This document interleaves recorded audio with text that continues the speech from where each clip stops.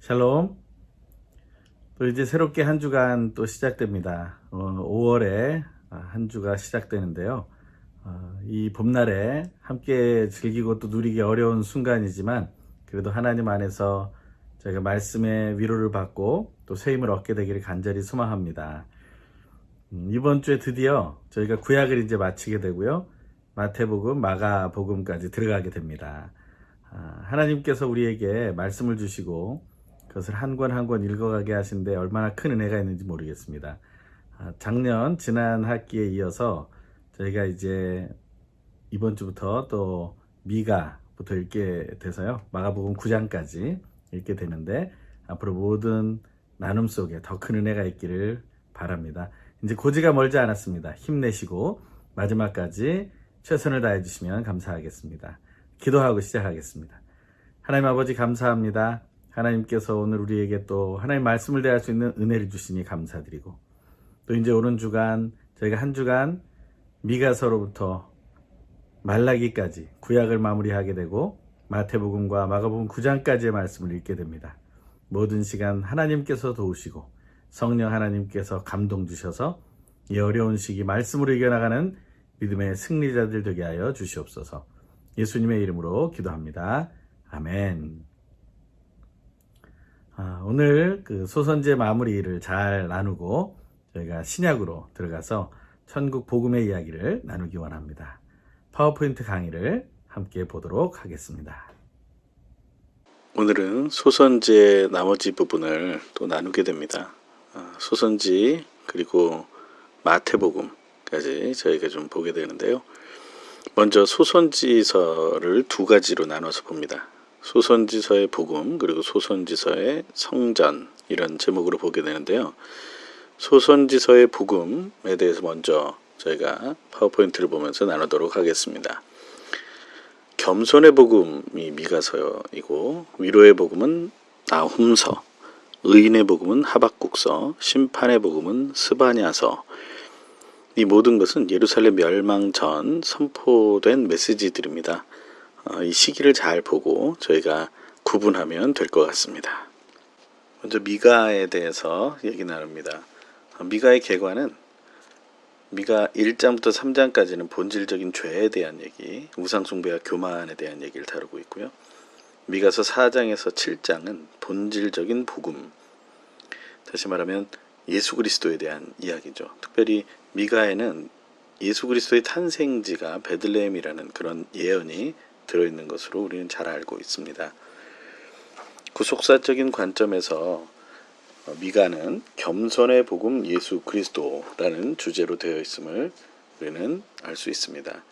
미가의 예언은 앞에 본 것처럼 본질적인 죄, 그것도 본질적인 복음에 대한 이야기로 이어지는데요. 본질적인 죄는 우상 숭배로 시작됩니다. 오직 하나님만 섬겨야 하는 이스라엘이 계속해서 우상을 섬기게 되고 하나님께로 돌아오라고 기회를 줘도 계속해서 우상을 따르는 삶을 살기 때문에 결국에는 가장 아름다운 성전이었던 예루살렘이 멸망당하게 되면서 그 성전도 파괴되게 됩니다. 하지만 복음은 이렇게 파괴된 것을 다시 회복시키는 것이죠. 그것은 예수 그리스도의 탄생으로 이어지고 이것은 그들이 소망하게 되는 메시아 왕국 건설로 이어지게 됩니다. 결국 그것은 구원의 메시지가 되는 거죠. 하나님이 미가를 통해 요구하신 것이 있는데요. 그것은 겸손히 하나님과 동행하는 삶을 얘기하고 있습니다. 그것을 이룬 분이 바로 예수 그리스도가 되십니다. 좀 더 세부적으로 본질적인 죄, 본질적인 복음에 대한 이야기를 나누면 본질적인 죄와 허물은 바로 우상 숭배라고 했습니다. 그것은 어디로부터 왔습니까? 교만한 마음이죠. 선지자의 예언을 욕과 저주로 듣는 것입니다. 이 시대에 많은 소식들이 있는데 가짜 뉴스, 진짜 뉴스에 대해서 저희가 섞여서 생각하게 되면 아주 심각한 문제가 일어나는 것이죠. 가짜 뉴스인데 그것이 팩트라고 생각하고 진리라고 생각하고 받아들이거나 또 진짜 뉴스인데 그것을 거짓으로 의심하게 되면 우리는 엉뚱한 선택을 하고 결과를 맞게 된다는 것입니다. 그것이 바로 본질적인 죄의 허물로 인한 인생의 잘못된 선택이 되겠죠. 정치 지도자들은 백성을 착취했고요. 종교 지도자들은 백성을 유혹했습니다. 그래서 결국에는 그들로 하여금 하나님을 향해 가게 하는 것이 아니라 세속적인 타락을 하게 했고요. 물질에 매인 인생이 되게 만들었죠. 만약에 우리가 정치나 종교의 지도자로서 혹은 여러 분야의 지도자로서 사람들을 물질 중심적인 삶으로 인도하고 있다면 그것은 우리가 잘못하고 있는 것입니다. 하나님 앞에서 결국에는 이스라엘 백성이 경험했던 시온과 예루살렘의 파괴를 우리 삶에서 경험하게 될 것이고요. 하지만 그것이 마지막이 아니라 복음이신 예수 그리스도를 준비해 주시고 우리를 구원으로 인도하신다는 사실을 기억하고 다시 돌아올 수 있어야 된다는 것입니다. 미가는 하나님의 은혜로 사는 방법을 바로 예수 그리스도의 겸손으로 하나님과 동행하는 것을 말하고 예수 그리스도의 완전한 지혜로 하나님을 경외하는 것이라고 말하고 있습니다. 계속해서 나훔에 대한 이야기를 나눕니다. 나훔은 3장으로 되어 있고요. 나훔 1장은 하나님의 공의를 얘기합니다. 니느웨의 멸망 선고와 유다의 구원 예언이죠. 또한 나훔 2장 3장은 니느웨의 멸망을 얘기하고 있습니다. 니느웨의 피할 수 없는 멸망을 말하고 있다는 것입니다. 우리가 앞에 살펴본 요나는 니느웨에 대한 멸망 선포였지만 그들은 그것을 복음으로 받아들였기 때문에 회개하고 돌아왔습니다. 하지만 나훔서에 나오는 니느웨, 아수르의 수도이죠. 그곳은 이제는 더 이상 기회가 없다라는 것입니다.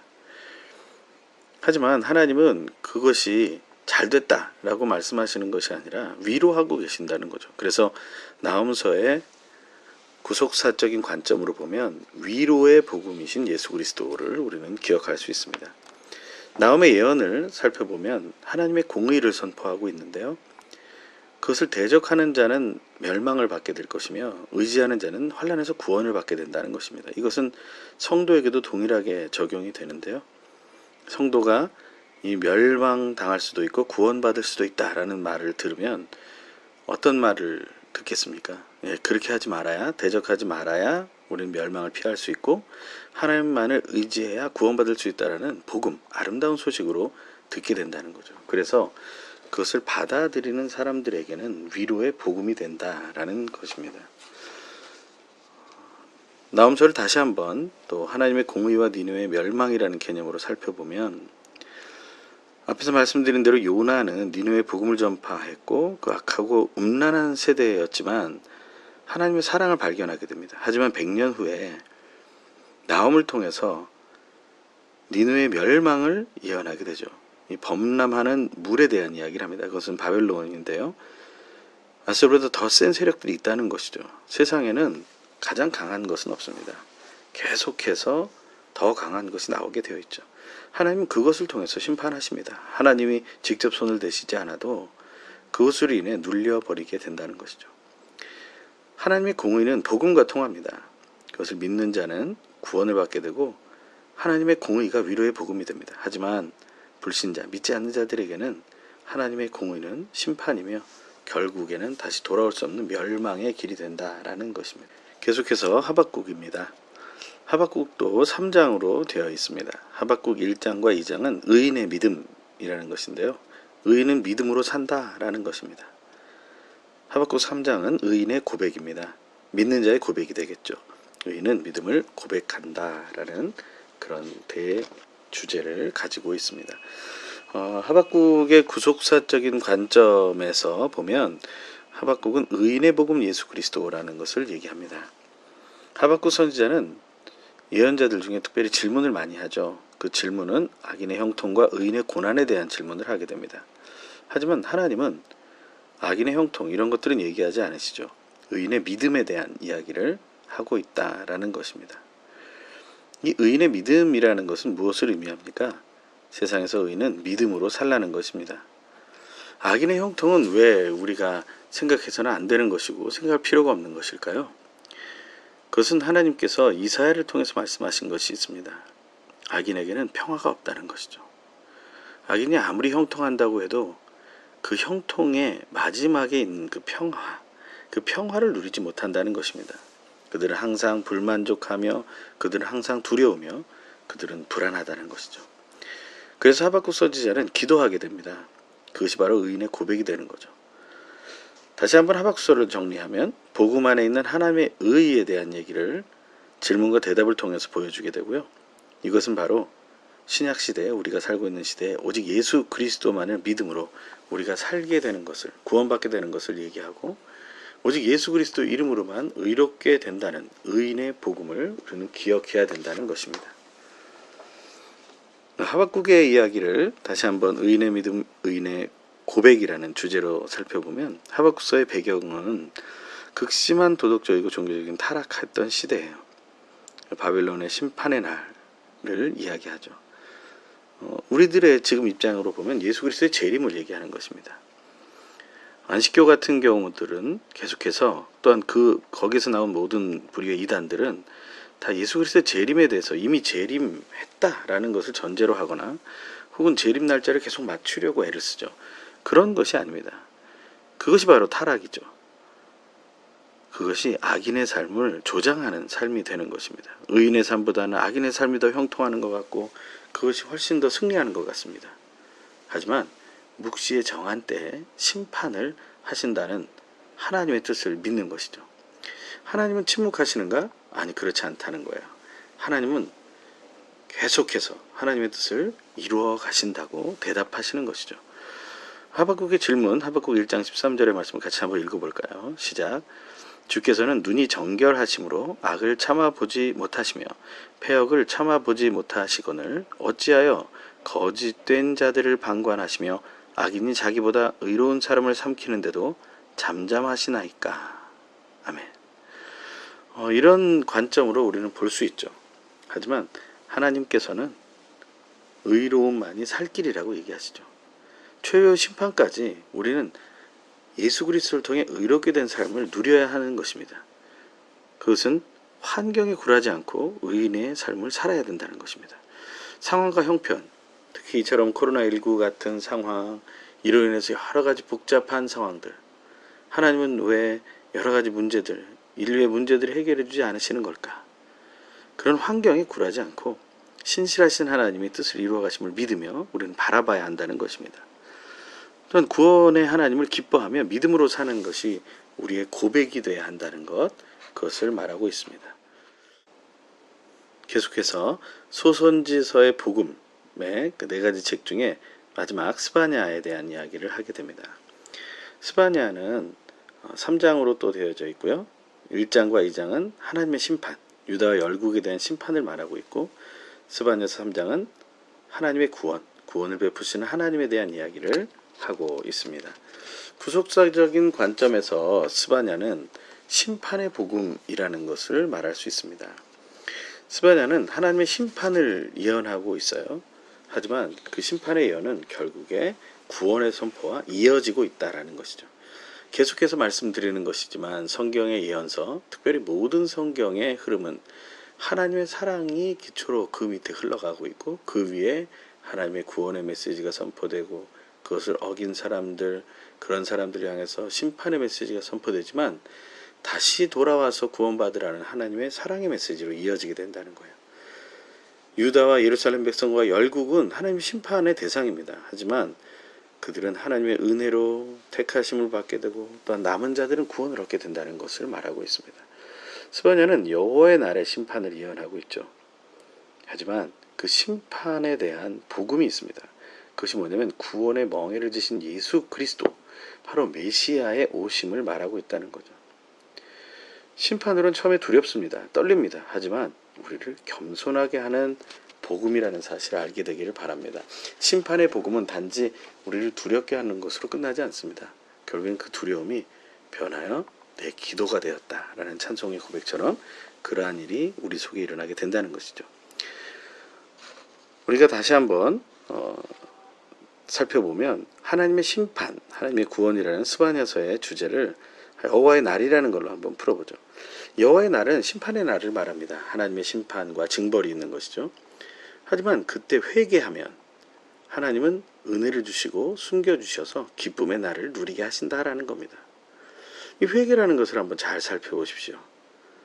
나 자신이 하나님만을 바라보는 것, 그리고 이 현재 어려움 속에 있지만 구원하시는 하나님이 우리에게 보여주신 그 미래를 바라보는 것이 중요하다라는 것이죠. 하지만 하나님의 심판에 대해서 우리가 인정해야 할 것은 바로 유대인의 죄, 우상숭배와 불경건이라는 유대인의 죄를 우리도 동일하게 짓고 있다는 것. 유대인들은 바벨론을 통해 징벌을 받게 되죠. 이방인처럼 교만하고 불의하다는 것을 또한 인정해야 된다는 것이죠. 우리 삶 속에서 하나님 외에 다른 것을 섬기는 우상숭배와 불경건, 교만과 불의를 내려놓는 훈련, 그것이 이 시대, 특별히 코로나19 재난으로 고통당하는 이 시대에 우리가 꼭 해야 할 그러한 신앙의 모습이라고 할 수 있습니다. 계속 이어서 소선지서의 성전이라는 주제로 포로 이후에 성전 재건 시대에 예언했던 학개, 스가랴, 말라기에 대한 이야기를 하고자 합니다. 선지서는 총 17권이 됩니다. 예루살렘 멸망 이전이 12권, 바벨론 포로 시대가 2권, 포로 귀환 시대가 3권입니다. 그 중에 소선지서의 성전에 해당하는 그런 예언서들은 포로 귀환 시대가 되겠습니다. 학개는 성전 재건을 독려하는 것이고요. 스가랴는 성전의 원형이신 예수 그리스도의 일대기를 보여주고 있는 것이고, 말라기는 타락한 백성에게 성전 건축의 목적을 설명하며 참 성전의 생활을 위해 새 언약의 예수 그리스도의 임하심을 예언하는 것이라고 비전 통독에서는 얘기하고 있습니다. 저희가 하나씩 살펴보도록 하겠습니다. 학개에 대해서 살펴봅니다. 학개는 2장으로 되어 있고요. 학개 1장은 성전 재건축을 추진하는 것이죠. 하지만 성전 건축이 중단되게 됩니다. 학개 2장은 성전 재건축의 복입니다. 참 성전으로 건축해야 한다라는 것을 계속해서 말해주고 있는 것이죠. 학개를 구속사적인 관점에서 바라보면 참 성전 되신 예수 그리스도에 대한 얘기를 하고 있다라는 것이죠. 이 학개서에 대한 내용을 보면 유다 백성들이 하나님의 은혜로 포로에서부터 돌아오게 됩니다. 그래서 예루살렘에 돌아와서 성전을 재건하게 되죠. 하지만 여러 가지 방해와 또 내적인 부담들, 또 어려움들로 인해서 중단되게 됩니다. 그것을 학개가 성전 재건축을 위해 도전과 격려하는 것입니다. 그럴 때 학개는 하나님의 감동을 받고 또한 그 하나님의 감동을 받은 학개의 말로 인해서 이스라엘 백성들이 다시 감동을 받아서 성전 건축을 시작하게 되고, 바로 이것은 이어서 예수 그리스도의 복음, 다시 말하면 성전 재건축의 예언으로 연결되게 된다는 것입니다. 이 성전 재건축이라는 것은 우리 안에 임마누엘로 거하시는 예수 그리스도를 예표하는 것인데요. 이것은 새로운 창조의 복으로 이어진다는 것입니다. 원래 우리는 옛사람으로 태어났지만 이제는 예수 그리스도 안에서 새 사람이 되었다라는 것, 그것이 성전 재건축과 통한다라는 것입니다. 학개서를 또 좀 더 살펴보면 성전 재건축 추진, 성전 재건축의 복이라는 두 가지 주제로 보면 남유다는 바벨론에 의해 멸망을 당하게 되죠. 또 바벨론은 예루살렘 성전을 무너뜨리게 됩니다. 그것은 예루살렘 성전에 사용된 금들을 또 취하고자 하는 것이 되겠죠. 그리고 다시는 이런 재건을 하지 못하도록 막아버리는 또 침략자의 정책이 될 것입니다. 하지만 바벨론은 또 바사, 페르시아에게 멸망을 당하게 됩니다. 그래서 고레스 원년에 1차 포로가 귀환되게 되고요. 유다 백성, 스룹바벨, 여호수아 이런 사람들이 돌아와서 예루살렘의 성전 재건을 시작하게 됩니다. 하지만 사마리아인들의 방해로 인해서 건축이 중단되게 되죠. 그래서 주전 520년에 스가랴, 학개가 예언을 하게 됩니다. 특별히 4편의 설교를 하게 되죠. 그래서 그 학개 4편의 설교라는 것을 통해서 주전 516년에 성전이 다시 완공되게 된다는 것입니다.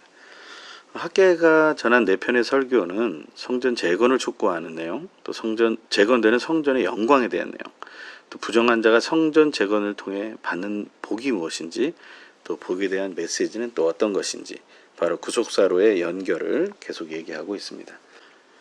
계속해서 스가랴에 대한 이야기를 합니다. 스가랴는 총 14장으로 되어 있고요. 1장부터 8장까지는 성전 건축에 대한 이야기, 이것은 구속사적으로 보았을 때 예수 그리스도의 긍휼로 건축이 되어진다라고 해석할 수 있고요. 9장부터 14장까지는 거룩한 성전이라는 주제입니다. 그것은 구속사적으로 해석했을 때 예수 그리스도의 일대기라고 볼 수 있겠습니다.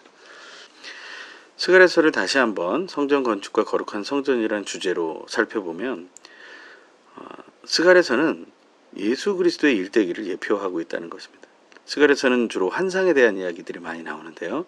그 환상들을 살펴보면 참 성전으로 건축되는 과정을 설명하고 있다는 것입니다.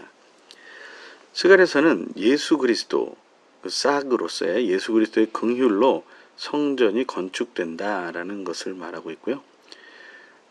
거기에 초점은 성전의 원형은 바로 예수 그리스도이시며 외형적인 건축을 말하는 것이 아니다라는 것을 얘기한다는 겁니다. 성전 재건에 대한 이야기를 다시 한번 살펴보면 그것은 한쪽으로는 구원이며 한쪽으로는 심판이죠. 다시 말하면 성전을 재건하기 위해서 하나님은 그것을 허무셨고 다시 짓게 하셨다라는 것입니다. 환상에 나오는 에바 속 여인의 악의 처소에서 죽는 것은 바로 그 에바 속의 여인은 죄인과 죄악의 상징인데 그것이 죽어버린다는 것이죠. 예수 그리스도의 십자가를 통해서 그 거짓과 죄와 죽음의 공포, 이것이 다 무너져 버린다는 것을 얘기합니다. 그래서 구원의 이야기는 세상의 포로에서 해방되는 영적 출 바벨론을 얘기하는 것이며 예수 그리스도 십자가의 복음을 통해서 하나님의 또 임하시는 그런 능력을 통해서 또 성령의 함께 하심을 통해서 거룩한 성전이 세워져 가고 참 성전으로 건축된다는 것입니다. 그것은 결국에 거룩한 성도로서 증명된다라는 것을 우리는 보게 됩니다. 거룩한 성전이라는 구속사적인 주제로 다시 한번 스가랴서를 보기 원합니다. 8개의 환상이 성전 건축 진행 과정이라고 했는데요. 괄호를 보시면서 한번 살펴보죠. 4명의 말탄자가 나오는데요. 이것은 성전 재건의 시작을 말하고요. 4명의 대장장이가 나오는 것은 넷불의 열국 심판을 말합니다. 큰 성전은 곧 하나님이시라는 것을 말하는데 이것은 임마누엘 된 참성전의 모형을 얘기하고요. 여호수아의 죄가 제거된다라는 것은 예수 그리스도의 구속사역을 예표하고 있는 것입니다. 5번째, 순금 등잔대와 2 감람나무는 하나님의 성령으로 인해 참 성전이 완성된다는 것을 말하고 있는 것이고 날아가는 두루마리 환상은 하나님에게 범죄한 자들의 형벌을 받는 것에 대한 얘기를 하고 있다는 겁니다. 그리고 앞에서 살펴본 것처럼 에바 속 여인 바로 죄의 상징이죠. 의 영원한 추방을 얘기하는 것입니다. 죄가 더 이상 힘을 쓰지 못하고 죄에 대해서는 죽어버리는 것을 말하죠. 그것이 사도 바울에게서는 죄에 대하여 죽고라고 말하고 있는 것입니다. 또 8번째로 내 병거의 대적 멸절은 하나님의 백성으로 구원받게 된다라는 것을 말해준다는 것이죠. 8가지 환상을 통해 하나님께서 성전 건축을 이렇게 진행해 가신다는 사실을 우리는 살펴볼 수 있습니다. 이제 드디어 구약의 마지막 책 말라기까지 왔습니다. 말라기에 대한 개관을 보면요. 말라기는 총 4장으로 되어 있고 1장과 2장은 성전 건축의 목적, 그것은 바로 예배와 율법의 준수를 위한 것이다 라는 것이죠. 하지만 복음과 사랑을 뺀 그러한 예배와 율법의 준수는 아닙니다. 이것은 형식화된 것이 아니라 중심으로부터 우러나오는 하나님에 대한 경외함을 얘기하는 것이죠. 또 말라기 3장과 4장은 참 성전의 생활을 말하는 것인데 새 언약 그리스도로 인한 회복을 또한 구속사적으로 설명하고 있다고 볼 수 있습니다. 구속사적인 관점에서 말라기는 뜨인해 예수 그리스도라는 그런 주제를 가지고 나아갑니다. 성전 재건은 목적이 참된 예배를 회복하는 것이고 율법을 준수하는 생활을 회복하는 것을 목적으로 합니다. 포로기 동안 멀리 떨어져서 70년 또한 그 이상을 보내게 되면서 사람들은 참된 예배가 무엇인지를 자꾸 잊어버리게 되는 것이죠. 또 하나님의 율법보다는 그들의 풍습, 그들이 잘하겠다라고 결정하고 판단하고 이뤄왔던 그 모든 삶의 법칙에 집중하고 있었겠죠. 하지만 성전 재건을 통해서 다시 율법이 회복된다라는 것을 말하고 있는 것입니다. 이 성전 재건은 오늘날로 말하면 참 성전인 교회의 온전한 세워짐을 말하는 것이죠. 말라기 시대 백성에 대한 부분을 살펴보면 그들은 타락했습니다. 하나님으로부터 멀리 떠나서 우상 숭배를 하고, 그래서 말라기가 예언을 하게 되죠. 새 언약이 임한다 라고 얘기하는데 그것이 바로 예수 그리스도입니다. 예수 그리스도의 오심을 얘기하고 있는데요. 예수 그리스도가 이 땅에 오시는 것은 단지 우리를 거짓과 죄나 죽음으로부터 구원하고 그것으로 끝이다, 살려놓고 끝이다, 이것이 아니라 새로운 삶, 참 성전에서 영향력, 선한 영향력을 드러내게 되는 것처럼 그 삶이 온전해지는 것을 말하는 것이죠. 우리는 우상에 가득해 있습니다. 그것이 우리를 병에 걸리게 한 것이죠. 하지만 치료의 광선이, 이 뜨인 해로서의 모습, 바로 이 치료의 광선이 임해서 우리로 하여금 회복의 자리를 걷게 한다라는 것입니다. 이것은 굉장히 중요한 포인트가 됩니다. 또한 말라기를 그 주제별로 한번 다시 살펴보죠. 성전 건축의 목적, 참성전의 생활이라는 주제로 살펴보면 성전이 재건되고 100년 후에 말라기 시대가 됩니다. 하지만 이때는 또 페르시아의 속국을 완전히 벗어나지 못한 상황이고요. 경제적으로 위기가 왔고 신앙적으로는 침체가 왔습니다. 이는 결국에는 종교적인 타락을 가져왔고 종교인들만 있는 그러한 모습으로 변질이 된 것이죠. 성전 건축은 했지만 성전 건축의 목적을 망각해 버린 것입니다. 그들은 어떤 질병에 걸리게 된 것입니까? 그들은 불순종과 교만의 병에 걸리게 된 거예요. 그래서 그 뜨인 해가 비춰져서 그들의 불순종과 교만이 치료돼야 된다는 것입니다. 그래서 이런 성전 건축의 목적, 바로 율법과 규례의 회복이 아니라 무시를 당하고, 또한 정결한 믿음의 삶이 아니라, 음행을 버리는 삶이 아니라 이방 여인과 혼인하면서 영적인 간음이 시작되게 된 것이죠. 그때 이제 말라기가 예언을 하면서 언약의 사자에 대한 이야기를 하게 됩니다. 바로 그분이 예수 그리스도를 말하는 것이죠. 이 참성전의 생활을 위한 회복, 그리고 자기 백성을 소유 삼는 그러한 주제로 얘기가 나오게 됩니다. 이 말라기의 고백 속에서 또한 엘리야가 등장하는 것을 우리가 보는데요. 그것은 바로 세례 요한의 예표이다, 이런 얘기들을 하게 되죠. 우리 하나님의 사랑 안에서 이 구약을 한번 다 읽게 되었는데요. 저희가 이 감동을 다시 한번 회복하고 하나님께로 돌아가는 은혜가 있기를 간절히 소망합니다. 오늘 또 수고하셨고요. 또 잠시 후에 다시 이어서 말씀을 나누도록 하겠습니다.